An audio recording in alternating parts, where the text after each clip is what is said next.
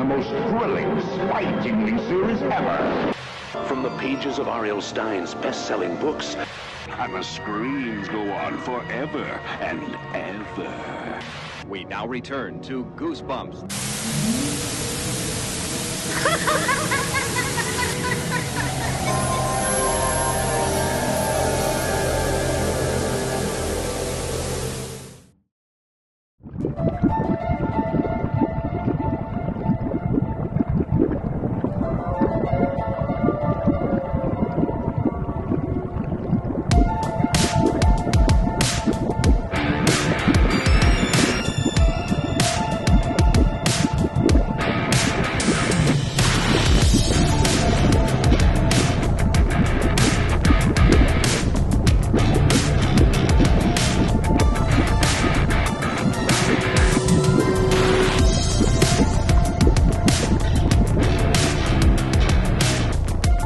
Greetings, Goosebumps fans, young and old, big and small, living dead and undead. Welcome back to the Goosebumps Crew Podcast. As always, I'm your host, Isaiah Vargas, and I'm joined by my good buddy, Nick Shaw. Unfortunately, Bjorn Palanick was unable to join us today due to a medical emergency, but either way, we are still going to talk some Goosebumps today, and, you know, little things in between.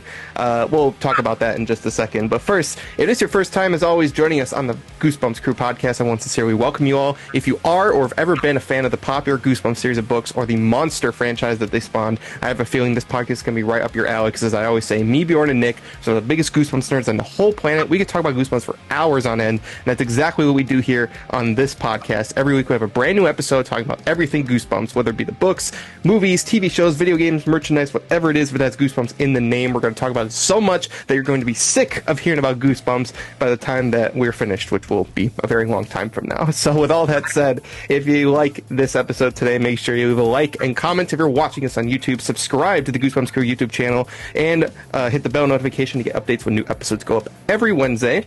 And if you're just dying to get new Goosebumps Crew episodes before they go up on YouTube, you can catch the audio-only versions every Tuesday over on our audio platforms. We're available on platforms like Spotify, Apple Podcasts, Amazon Music, and iHeartRadio, among others. So you can catch those a day early before they go up on YouTube. And of course, you can follow the Goosebumps Crew on social media, Instagram, Twitter, TikTok, and Facebook. We're available on. You can also follow Bjorn and Nick at Goosebumps Saucy Fan and Shawan, respectively, on their social medias and their YouTubes. All those links are in the description below. Check them out. Join the Goosebumps Crew today. Become a crew member. We thank you in advance for your support. So, welcome back to a brand new episode. And as I said, we talk about everything Goosebumps here on this podcast. But sometimes we gotta shake things up a little bit. You know, we can't always talk about Goosebumps. I know we boast about it. So today, we're going to be doing something a little different. We're doing another episode revisit. But this time, it's not an episode of Goosebumps, the TV show. We're actually going to Are You Afraid of the Dark, the other very popular horror anthology show from the 1990s. It aired on Nickelodeon from 1992 to 2000. It's grown a huge cult following, and whenever somebody thinks about horror anthology in the 90s, it's either Goosebumps or Are You Afraid of the Dark? And today we are talking about one of the most iconic episodes from that series, The Tale of the Dead Man's Float. And joining us today, we have a very special guest. He played the pool monster that gave a generation of 90s kids nightmares for weeks, months, and maybe even years. Marcel Jeannin, thank you so much for joining us today. It's the other... He's the other reason people won't go into the water besides Jaws. Marcel, it is very awesome to have you here today. Thank you for joining us and welcome. Happy to be here. Absolutely. We're glad to have you. As I've said, we're going to be talking about The Tale of the Dead Man's Float, one of the most iconic episodes from that show. It premiered on October 7th, 1992. It was written by Will Dixon and directed by DJ McHale, the series creator. And it's become one of the most infamous episodes of the show, mainly due to the horrifying monster that is in that episode, but we'll get to that in just a second. But first, Marcel, as I said, we're glad to have you. But before we talk about the episode, can you tell us a little bit about yourself and your acting career? I've been based in Montreal in Canada. I've been doing it for 35 years, mostly theater and voice work and video games. But, you know, there was a spate in the 90s where things were really busy here, and, you know, it was a hub for programming for young adults. So we did Are You Afraid of the Dark, a show called Space Cases that was on for a few years, and recorded episodes of Arthur and things like that. Absolutely. And what would you say has been your favorite role to do if you had to choose one? Oh God. Well, mainly I get better parts in theater. So, they're in Shakespeare and Chekhov in theater. In television, these shows were wonderful. They were a lot of fun to do. The people were great, and I met some people on them that, are friends to this day. So it's tough to say. I can't really play favorites. Absolutely. Well, I mean, hey, if you have a ton of roles that you like that you can't even choose one, I mean, that's the mark of a really good career. Yeah. So I applaud you.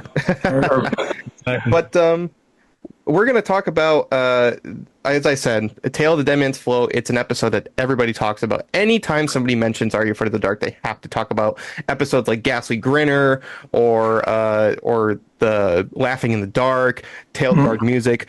And this one, people always go to, and for good reason. So for those of you who have not seen this episode, first of all, go watch it. It's available on YouTube for free. Go watch it. It's a great episode. It's basically about this school that has a hidden pool in its walls. Apparently, there was an incident in 1954 where a kid was drowned and killed by an unknown entity in the swimming pool. The pool got shut down, and now these kids, 40 years later, find the pool, and then all the bad stuff starts happening again, and it's all because of a ghost that is haunting the pool.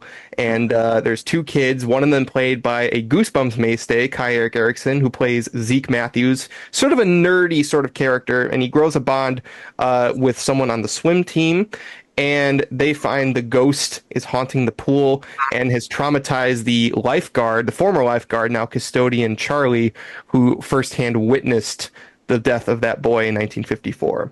And Marcel, you play the ghoulish spirit that is haunting the pool, and as I said, people remember this episode for that ghost, and I can't do justice in describing it. It's horrifying. It's like a skull red demon pirate blood monster.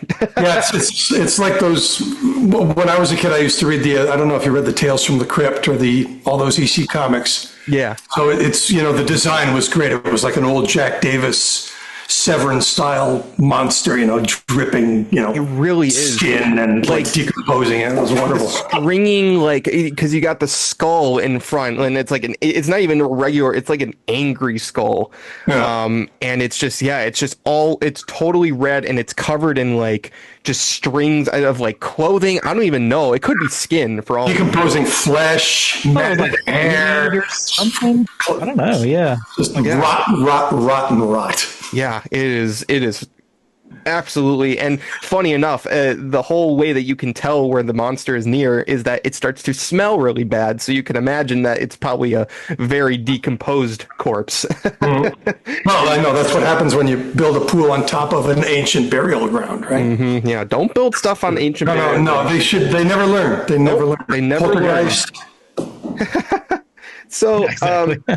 I guess my first question about that is, so how did you get involved with working on Are You Afraid of the Dark? We've heard many times that it was sort of like a big acting pool in the 90s, especially for shows like Are You Afraid of the Dark and Goosebumps and many others. So how did you get involved with working on this show? Well, I auditioned, and I auditioned for DJ McHale. And a producer, creative consultant of the series, whose name, get this, was Bill Bonecutter. So, swear to God, Bill Bonecutter, isn't it great? And so I did my initial audition, and I had a blast. I mean, they said, just show, playing a corpse or a monster, so show us what you got. Mm-hmm. So I just jumped all over the place and, pulled out every, horror cliche I could think of, jumped on tables and, and had a great time. And, we were laughing our asses off. We had, a lot of the similar references and everything. So, they liked my energy and they just gave me the part based on that.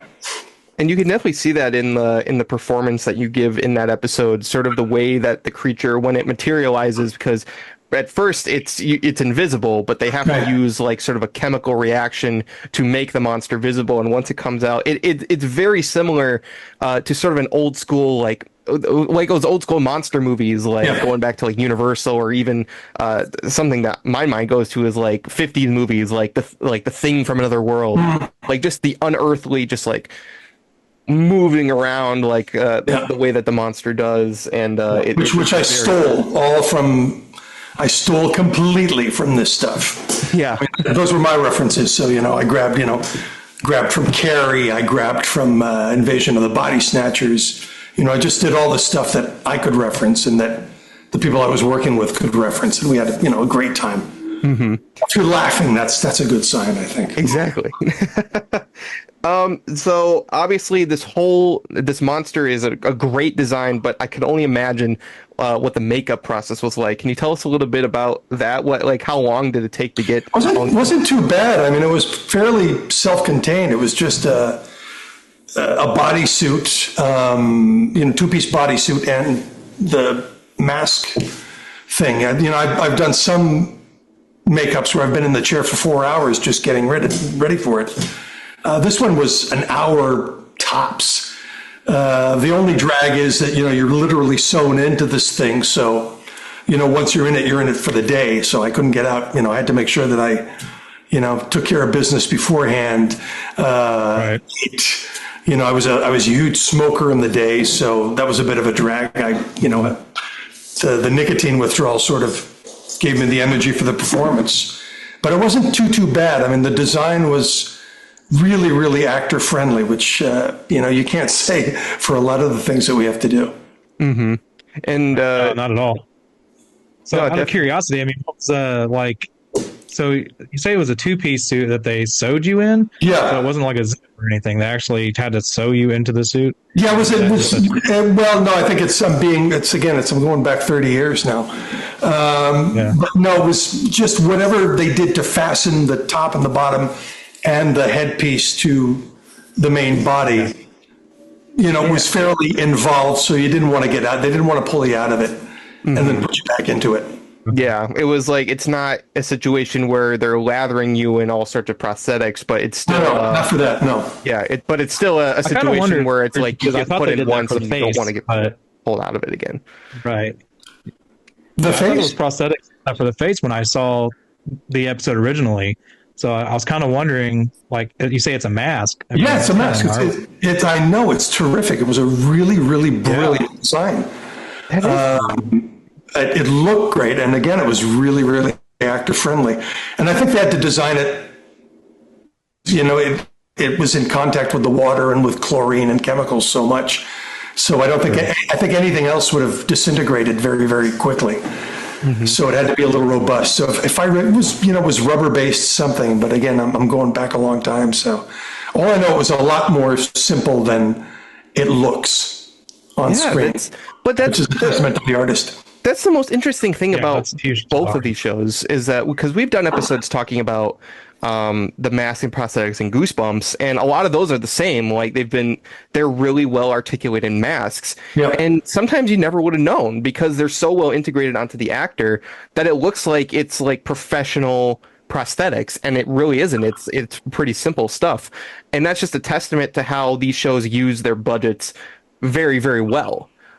These shows weren't given, great budgets. They were relatively low budget, but they made the most of it. And that's something to be admired overall, I would certainly say. Well, and also, I mean, it follows the main, the direction or the structure of the piece follows the main rules. Don't show don't show the monster until the last possible moment. Mm-hmm. And then, go sparing with the coverage, because if you linger on it too long, it's less scary. It's more the threat of the monster that is the real terror than when you actually see him. And I think the reason that this episode works so well is because it does do a good job in building that suspense, because you don't see the monster. So it takes you a while because you're just on the edge of your seat. It's like, what is this thing that's pulling him in? Like, you don't even know what it is until you get to that last act, and then it's revealed. And not only do you get to see what it is, but it's scary. It's like you don't want to be around this thing anymore. So it's really interesting, and a lot of Are You Afraid of the Dark episodes had great writing in that effect because it built up the suspense about what the supernatural sort of aspect was, and then it kind of hit you with that crescendo, and then it didn't let you go until the very end. So this episode, it throws it right back to past movies. Think again, Jaws. Like, I think that's why it was so effective. You know it's a shark, I'm sure, at that point, but I mean, like, you don't see it until later. And that's a mistake. Did you know that? Really? Yeah, that's a complete. Apparently, they could never get the mechanical shark to work, so they had to improvise a whole bunch of coverage. The barrels that they shoot into the shark. All that was done instead because they had to shoot and they couldn't get coverage with the actual robot, whatever. So it actually worked in the movie's favor because really. A lot of people say that the big letdown is when you finally see the shark at the end. It doesn't compare to the terror that, knowing that it's out there, not seeing it inspired, Mm-hmm. It's, as I always say, I think that really plays well with any ocean movies, though, because you never know what's below the surface. And even at that point, up until then, you probably think it's a shark. You probably know it's a shark, but you don't see it. Yeah. And that you don't know how big it is. You don't know. Yeah. Mm-hmm. Super terrifying. Well, that's the thing about movies like that too, is just that sometimes, and we've said this before, even in terms of the books, like the Goosebumps books, it's like sometimes what you can imagine, especially as a kid, because kids have super active imagination. Sometimes what you can just think in your head is scarier than what you can put on the screen, because you're left to figure out like what would be the most scary thing that it could be in that moment. So in terms of Jaws, like when you're a kid watching Jaws, you're just imagining like what this shark looks like. And the thing, like sometimes it is a little bit of a letdown because you're like, oh, that's not as scary as I was thinking. But maybe some people are like, I still thought Jaws was pretty scary when they did show him later. I saw it when it came out. Trying to get Quint. So. I saw it when it came out, and I was a kid. My dad took me, and I was scared shitless. Mm-hmm. I remember moment one. It was wonderful. It was great. I remember there was one moment, not to get too off track, but there was one moment when we saw the movie in our film class like years ago. The one scene that made everybody like actually scream was the scene where they're exploring the boat and the corpse comes out. And I'm telling you, everybody in my class like jumped or like audibly like, like it was awesome. It was, and that moment again was an afterthought. Spielberg apparently wanted one good jump scare, and so he put that in after. That was back when jump scares I didn't know were that effectively used. Cool, eh? Yeah. Definitely. Speaking of that, and also that's what the dead man's float bit. I think that's when thinking back. That's when that was the creature's sort of responsibility was for the jump scares, because before that it's suspense. Mm-hmm. And then once he pops out, if I remember, there was a lot of, grabbing, a lot of turning quickly, a lot of that. So yeah, it's just like you go from like the suspense, and once the monster shows up, it's like you're off to the races. Like this thing is not messing around.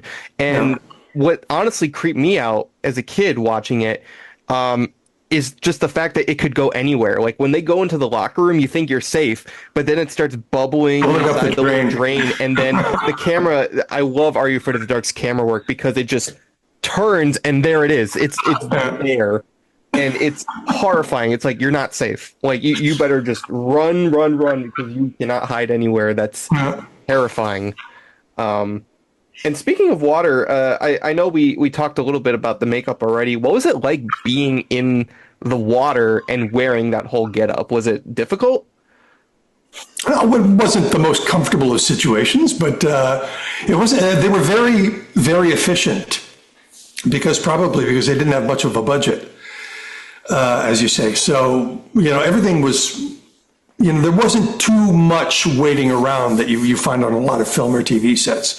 They were very expedient, very quick. So, any scenes in the water, really, they took into the actor's comfort into account, which is rare.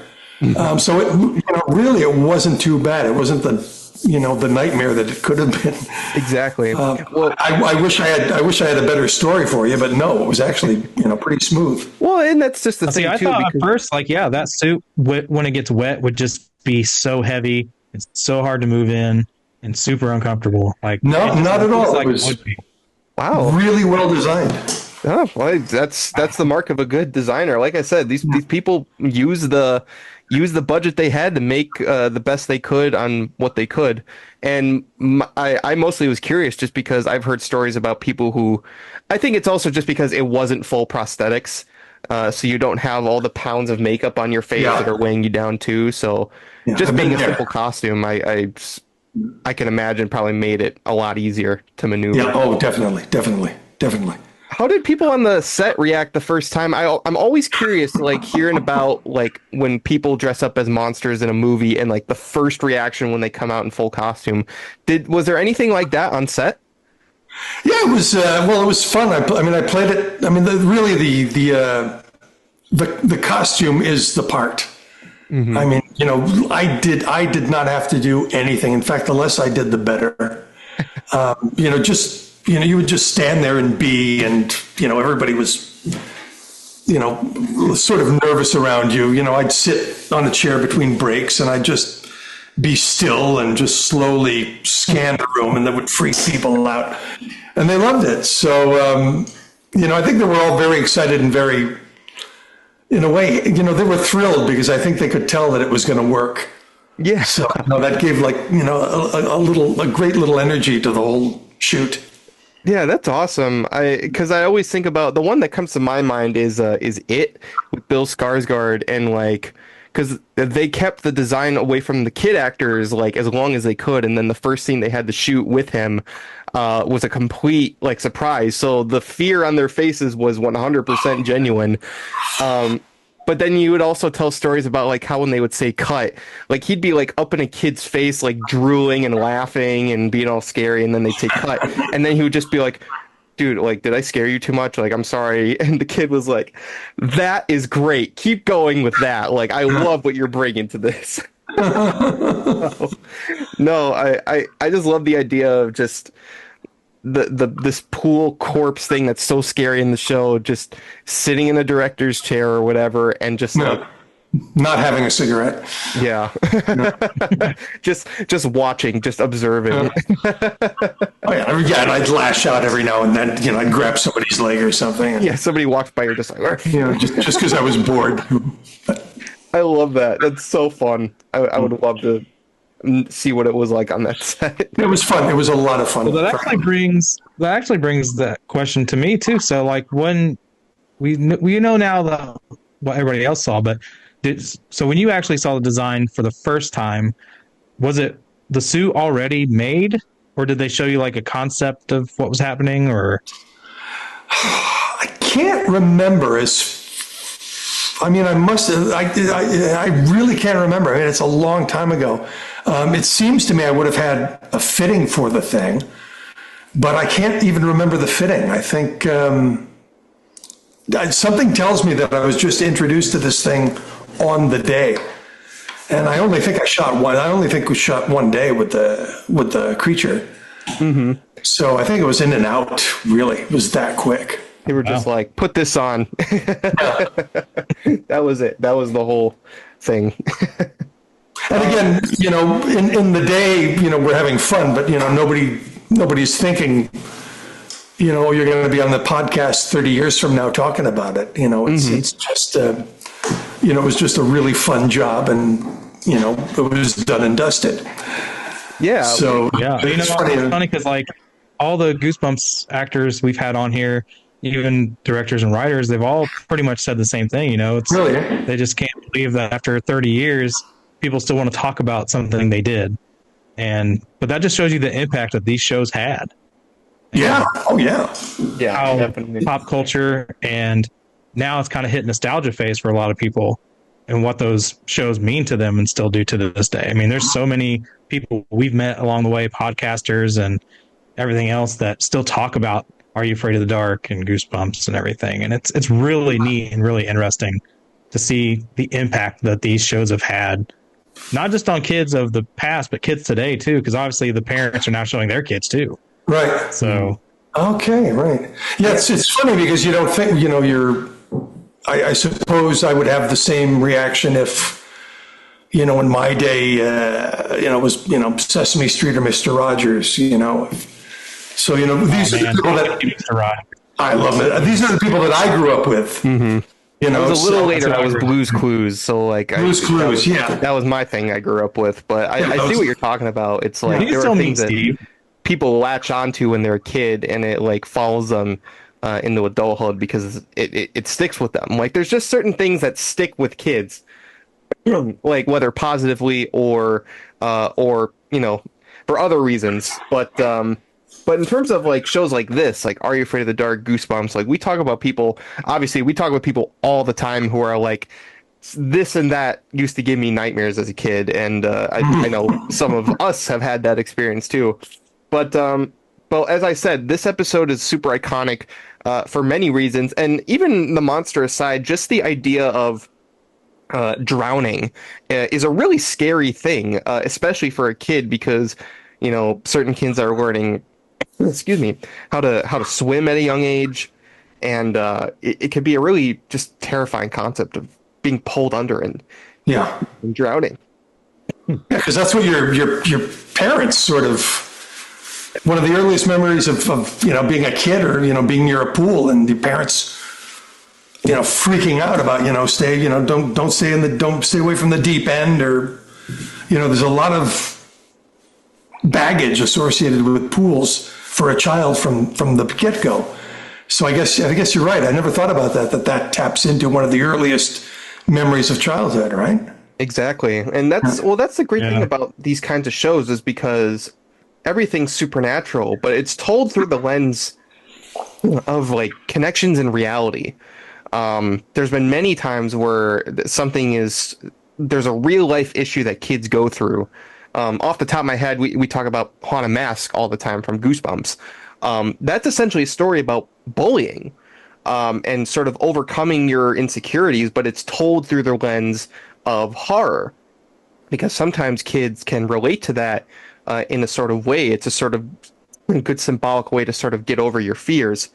And this show could get dark. Like this episode begins with the death of a child, right? And somebody holding that grief for 40 years.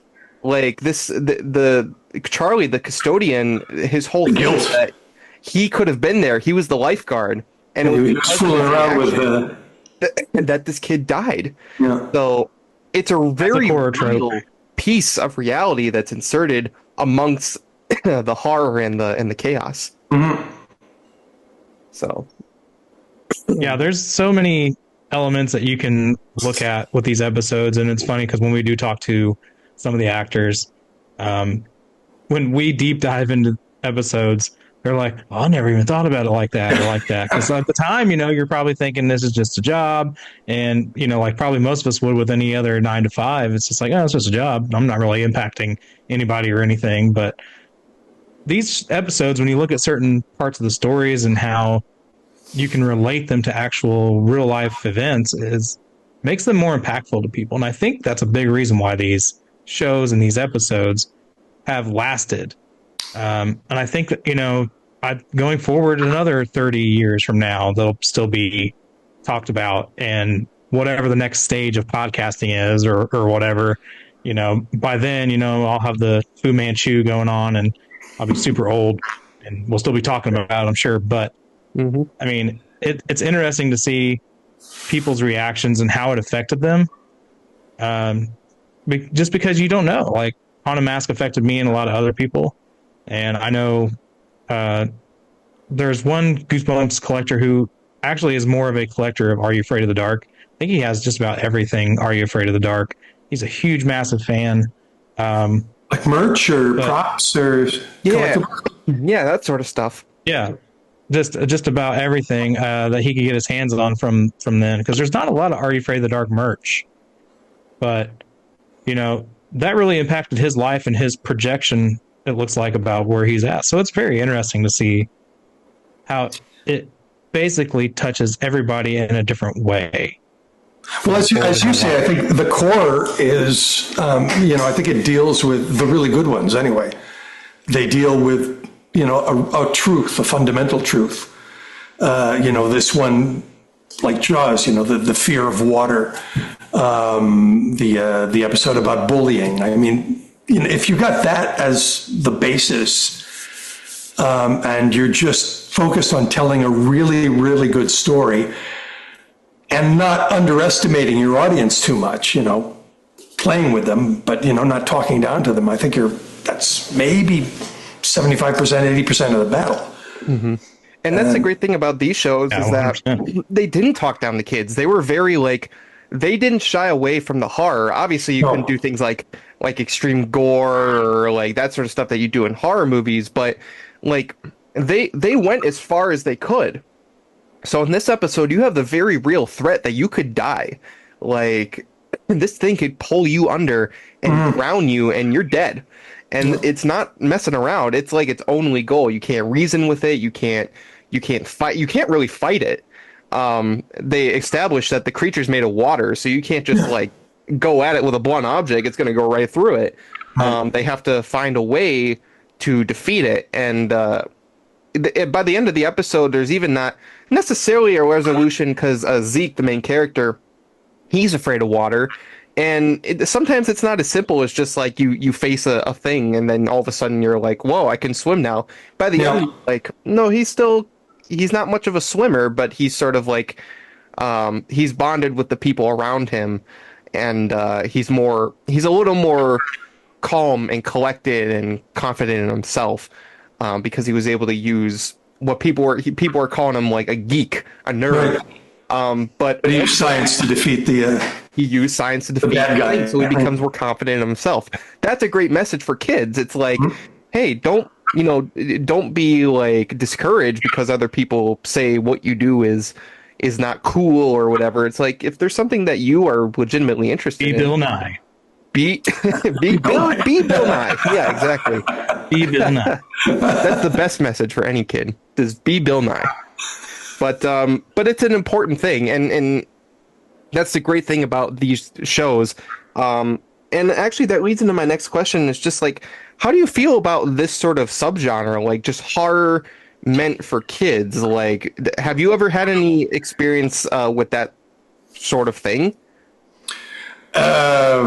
With shows like this, you mean? Yeah, shows that sort of affected kids because, as I call them, gateway horror. They've existed for a long time. It's just spooky sort of shows that kids would grow up with, and it's sort of. I go like I said, I grew up reading. They were my dad's collection, but the EC comics. Mm-hmm. The Crypt, Keeper of the Vault, Tales from the Crypt, all that. I was addicted to these things. So I mean, and it was geared towards young people. So much so that there was a big investigation in the 50s about corrupting the morals of the youth with these horror comics. But as far as I know, when I was a kid, we just looked at it as entertainment. Mm-hmm. It was just pure entertainment. And funnily enough, the adults were the ones who were all worried about the stuff that, well, not my father, but worried about the impact of violence on television or violence in movies. And I never know where to stand on that. It's a touchy subject because. Does it have an influence, a negative influence, yes or no? Or do we actually take it for what it is as entertainment? I feel the best thing about horror for kids is that as a kid, you're completely new to the world. You're still learning about how the world works. And sometimes being exposed to those scary things, whether it's a full show or even movies sometimes a movie I think of Disney a lot. Surprisingly, Disney is this big happy thing. But if you go back to some of their movies like Snow White, that movie has a whole scene in a forest that is terrifying. Yeah. And the point of those scenes is that it's supposed to show that there are scary things in the world. But if you learn that at a young age, you sort of become more I don't want to say like thick-skinned, but like you sort of like grow your confidence in yourself that you can overpower the dangers of reality. Well, like Snow White was, I think I'm not sure who it was a French author, I think, of Snow White, the story, but weren't like the Grimm's tales, were they cautionary tales for kids? Yeah, it was like, or am I wrong? No, they very much were. The Grimm's fairy tales were the very first like cautionary tales, and many of them did not end well, and that was the point. It was supposed to teach kids, like, I think of like The Boy Who Cried Wolf. Like, that's a whole story about essentially don't lie, because one day something's going to happen and many people won't believe you because you're a liar. Right. And that's what the whole story is about. And obviously it doesn't end very well for the main character, but that's the whole point. It's not meant to scar your kids. No. That's not the point of it. And I feel like that's where a lot of people, sort of adults, like you've talked about with, and I'm glad you brought up the whole thing with EC Comics, because there was a whole time where they're like, these things are corrupting like our youth, like we need to get rid of them. And funny enough, it led to stuff like giant burnings of these things, which, like, what kind of example is that setting? Mm-hmm. But it's I don't think Are You Afraid of the Dark went through that, but I know Goosebumps did. Goosebumps for a long time. Mostly the books were for a while under public scrutiny because they were like, these should not be for kids. Like, there was talks of banning them in schools, but there were parents who came out and were like, no, this stuff is helping my kid read. Like, my kid is reading at a level they never did before because of these books. And that's the thing. Sometimes it's just for mere entertainment. Like, people always talk about how video games are going to make criminals because of stuff like GTA. And that's not true at all. Like, it's your upbringing that affects how you become as an adult. And sometimes you need to be exposed. Yeah, I never go around in my car plowing over hookers and... Well, I mean, there you get into that's a whole different conversation. And I don't even know if we have the time to get into that. I mean, all these debates, I think, are complex. I don't think they're easy answers either way. I mean, what I do know is that in Are You Afraid of the Dark, the people involved, DJ McHale and all these, there was an integrity, and also there was a genuine concern for the audience. I mean, they know who their audience was for. They know they were delivering a product. It's the business, the entertainment business. But they also knew that they had to be, they also knew what the line was. And, they knew that, for this audience, that age, there's only so far we can go. We can't cross that line because then it stops being entertainment and it borders on something else, because then you're abusing the position to market something, that should be marketed to cigarettes, minors kind of thing. Yeah. So same thing with video games. I think, and ratings on movies, I think there are certain things that should be, in the hands of, or in the minds of, I think the age restrictions sometimes do work. Yeah. Well, and you think about movies that were PG back when PG was first, when the PG rating in movies was first introduced, it was on movies like Jaws and Gremlins and Raiders of the Lost Ark. And those movies are really intense at times. Right. But nowadays, PG is like Frozen and Toy Story. And those movies have a little bit of a bite, but you compare them to the movies that I mentioned before to now. It just seems like people were a little less uptight back then. A little bit. I tend to agree. I mean, I see trigger warnings now, about, warning this scene contains smoking or, people having a drink. I go, in the theater, we have trigger warnings for language and this and that. And to a certain extent, you go to the theater or you go see a good movie should challenge you. And disturb you to a certain extent. Not to the, if you're epileptic, not to have flashing lights, be warned against that. But ideas and content should, excite and make you think. Mm-hmm. So there's that too. Yes, I think now I feel we're getting into a period, and I think maybe we're walking back from it, but I think for a while and still now, it's a bit too precious with certain things, and we should just trust people to be able to handle certain subjects. Yeah, sometimes kids are smarter than we give them credit for. There's actually like a ton of reference to even in old episodes of shows where they talk about that. One that comes to mind for me because it was a great one when I grew up, and I still watch it to this day, is Married with Children. Mm-hmm. So when Al goes to Congress to try to get Psycho Dad back on TV, and he's telling him, he's like, we need to quit blaming TV for our kids being messed up. Now, granted, his reasoning was, I place the blame solely where it belongs, on their mother. But that's, joke aside. That's a joke, yeah. He talks about, he's like, I grew up watching Tom and Jerry. He's like, I didn't go around trying to drop an anvil on people or do anything else. He's like, because we have common sense. Mm-hmm. He's like, we have to trust that we don't do these things that we see on TV because it's meant for entertainment. And that was the bottom line of his whole speech. And it's just, I think people lose that nowadays once in a while. Maybe just to find something to blame.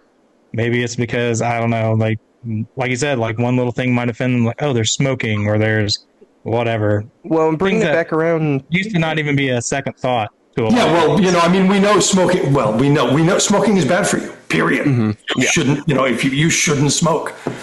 Even when I smoked, I knew this. There's nothing good can come of this thing. Do you need a warning for that? Watching a James Bond picture? I don't know. Maybe not. I'm not an expert. I can't say. I do think that. Yeah. I think what I do think is that there are warnings. There are so many warnings now that the real dangerous elements get lost in a white noise of warning. So it's. If everything is dangerous. Everything from your kids. Sometimes you just got to let kids experience things. You can be, as parents, you be there for your kids when you really need them, but you can't shield them all the time because they're not going to learn anything about the real world. That's the most important thing. And I think bringing it back to, the Dead Man's Float, as I've said, many people talk about how they had nightmares for long periods of time after seeing this episode, but those same people are being like, I love this episode. I love it. Like, I love this whole show. Like, there's people who have made their own identities around, couldn't be us, made their own identities around these kinds of shows because it had an impact on them. And maybe it wasn't all, maybe it wasn't sunshine and roses all the time, but sometimes these things really leave an impact. And I feel like that's the absolute most important thing about stuff like this and why it's iconic is because it sticks with people. It really does into adulthood. And that's the most. I think honestly, the ending they gave that episode, where, everything was okay. The creature never appeared again. Charlie, kind of got over that at that point, things like that. They kind of wrapped it up nicely. They didn't do like a Friday the 13th where the monster came out of the pool and one last time to grab, the kids or anything, but I would have liked that. Which was cool. But it was cool. Let's all be honest. If it did end that way, I wouldn't have had any problems. Nah, I would have loved that one. End that way, but it's okay. That's just there have been many other Art for the Dark episodes that end like that. It just shows you though those episodes that even back then they knew it was a kids show. They knew when to reel it back in a little bit. Oh yeah, like we were talking about. Yeah. So we didn't have to have warnings back then because again, it goes, I think, back to common sense. Like if you're making a show for kids, even if it's on cable, which Are You Afraid of the Dark was. So it did get away with a little bit more stuff compared to shows like Goosebumps that were on network television. But overall, and the source material for Goosebumps was a lot edgier than sometimes it was. Right. Yeah, definitely. And but that's a whole other conversation for another time. I do want to quickly bring up, there's a few other questions submitted by our fans that I wanted to bring up. One of them is, do you remember where this episode was filmed? Was it filmed in an actual rec center, or was it a set? No, it was in a rec center, and if memory serves, it was in the central part of Montreal on St. Hubert Street in an area called the Plateau Mont-Royal. Really? That's really interesting. That was actually submitted by... I think that was submitted by a fan who visits filming locations. Okay. Yes. That's probably So you probably made them very happy. All right. I don't know which place, but it's around there, I'm sure. Yep. No, that's it was really interesting to know, because sometimes you never know what's a set and what's actually on location. So it's always... Oh yeah, they couldn't afford to build a pool for... Yeah, I was going to say, sometimes the similarities between both shows are about the same, even though one was a cable show and one was a network show.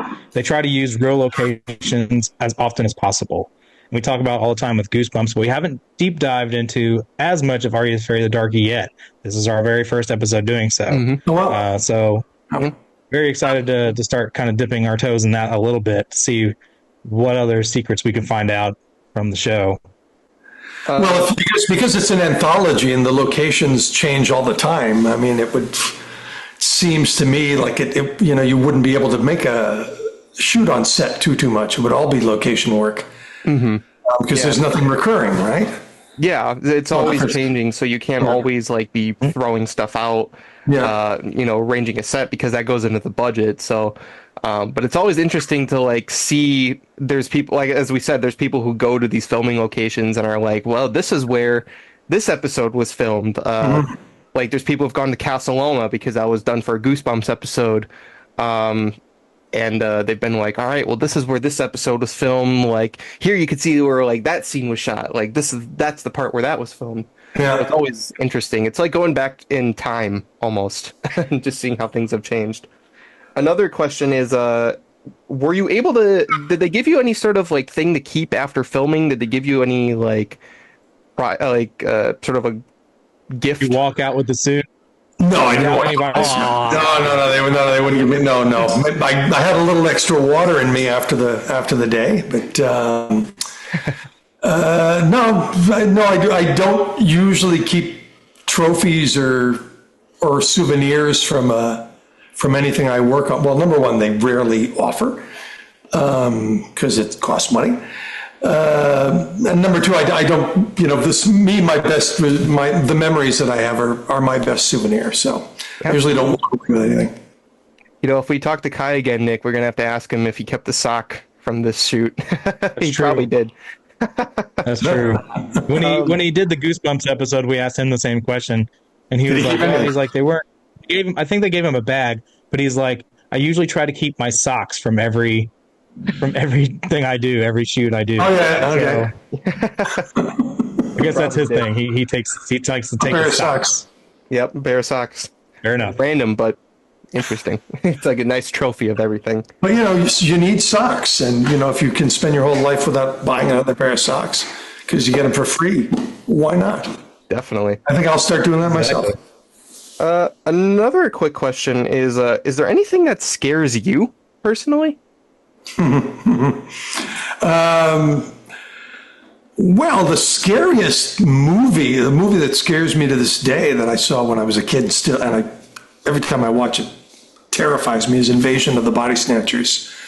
The 76 one with Sutherland. I don't know if you're familiar with that one. Mm-hmm. That's a great one. Yeah, it's that the idea of this sort of unseen force slowly taking control of aspects of everyday life and gradually isolating you, I think is something that terrifies me,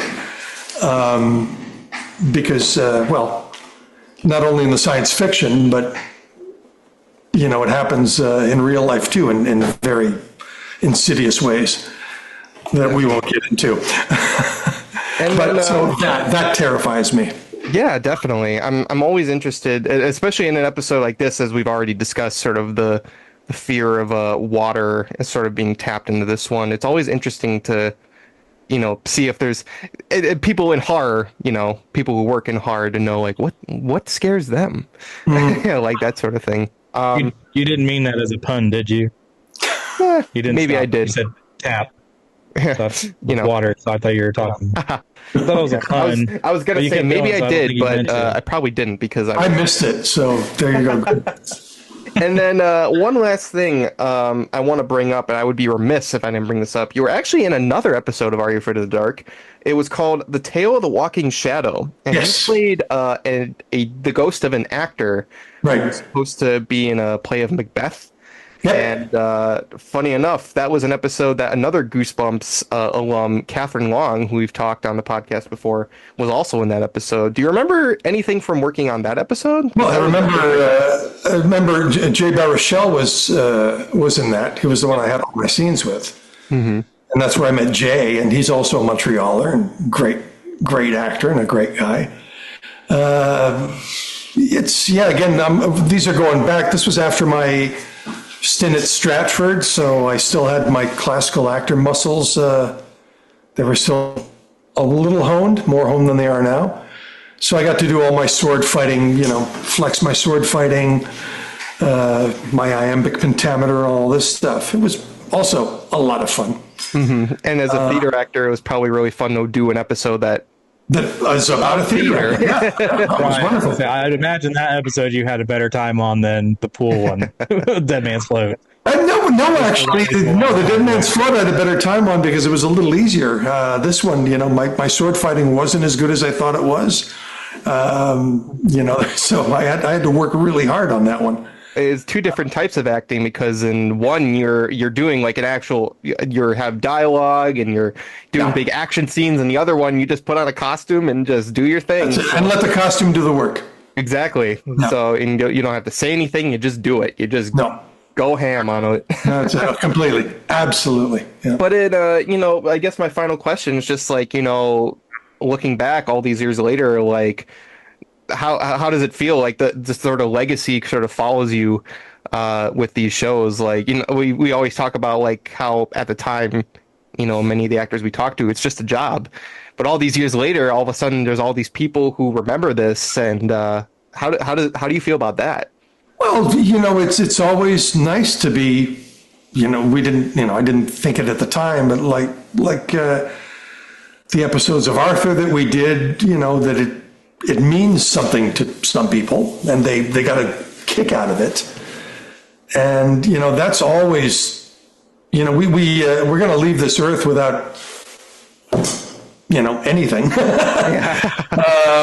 So it's nice to know that, in your work, you've actually done something that affected people, that they enjoyed or they entertained them. It sounds corny and cliche, but it's true. It's good to know that, whenever somebody says, "Oh, I saw you in that," or "That love that show," or "I remember that when I was a kid," how can it not make you feel good?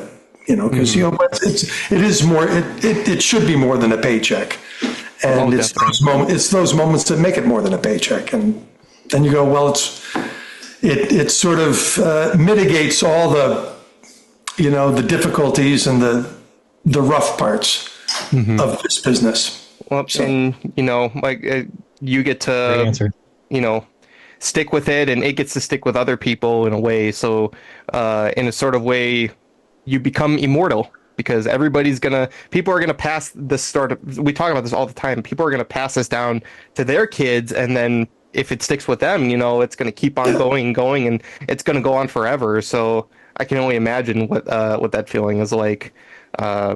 Especially again for something that at the time you don't even think of it like that, but. Sometimes you'd be surprised of what catches on and what is. Oh no, completely. It's a mystery. Nobody knows how what catches on and what doesn't, how some things work, how some things don't. You just do your best. And with any luck, you'll do something that will mean something to somebody. Mm-hmm. And make a couple of bucks at the same time and feed your family. Right. Definitely. And I guess to close things off, what would you have to say to all the people watching who had bedwetting nightmares of you as that monster. I'll be back. With a vengeance. With a vengeance. Go and take a shower. Yeah, take a shower, please. Because if you go in the pool, you don't know. Yeah, stay out of the pool. Well, Marcel, hey, it's been awesome getting to talk with you today and pick your brain about Are You Afraid of the Dark? Thank you so much for coming on and talking with us. Thanks for having me. Yeah. Absolutely. Great time. Absolutely. We'd be happy to have you on anytime again, so we appreciate it. So, again, thank you very much for joining us. Hopefully, if I can hear back from Kai soon, maybe we can schedule something up. Yeah, sure. We can do a little bit of a reunion between Zeke and that ghastly corpse. I'm sure he'd be dying. I haven't seen him in 30 years. Yeah. But that's going to do it for tonight's episode of the Goosebumps Crew Podcast. Again, Marcel, thank you so much for joining us. And as always, make sure, if you like today's episode, make sure you have a like and comment. Follow us on our YouTube, subscribe to us on our YouTube channel, follow us on our audio platforms and social medias. All those links are in the description below. You can follow Nick and Bjorn at their social medias and YouTubes at Goosebumps Saucer Fan and Sean, respectively. So check them out. We'll have a brand new episode of the podcast for you next week. But until then, this has been the Goosebumps Crew Podcast. And from all of us here, I want to wish you all as always to take care, stay safe, and have a very scary day.